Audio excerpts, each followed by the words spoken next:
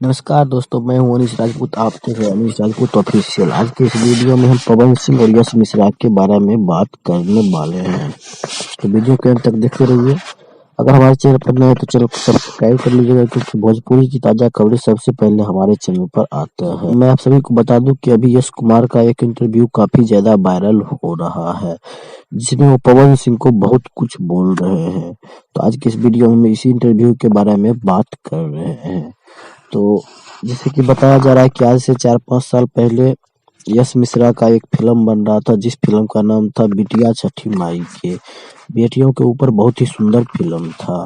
सुंदर फिल्म के साथ साथ इसमें एक सुंदर गाने का भी जरूरत था। तो यश कुमार मिश्रा ने पवन सिंह के पास गया और बोला, मैं बेटियों के ऊपर एक फिल्म बना रहा हूँ, इसमें एक अच्छा आपकी आवाज में एक गाना चाहिए। तो पवन सिंह ने बोला, कोई बात नहीं, बेटियों के ऊपर फिल्म है तो मैं इसमें गाना जरूर दूंगा। और हाँ, एक बार और बता दूं कि यश यश कुमार मिश्रा बोल रहे थे कि जिस वक्त बात कर रहे उस वक्त पवन सिंह दारू पी रहा था। फिर 2-3 दिन बाद यश कुमार मिश्रा उसको फोन लगाते हैं, पवन सिंह फोन नहीं रिसीव करते हैं। फिर पवन सिंह का ही इधर से मैसेज जाता है कि बाबू मैं मंगलवार को गाना गा दूंगा। उसके बाद फिर मंगलवार को भी गाना नहीं गाते हैं और फोन करने पर फोन भी नहीं उठाते हैं। तो यश कुमार मिश्रा को गुस्सा आ गया और वो पवन सिंह का नंबर ब्लॉक कर दिया। यही सब बोल रहे थे इंटरव्यू में।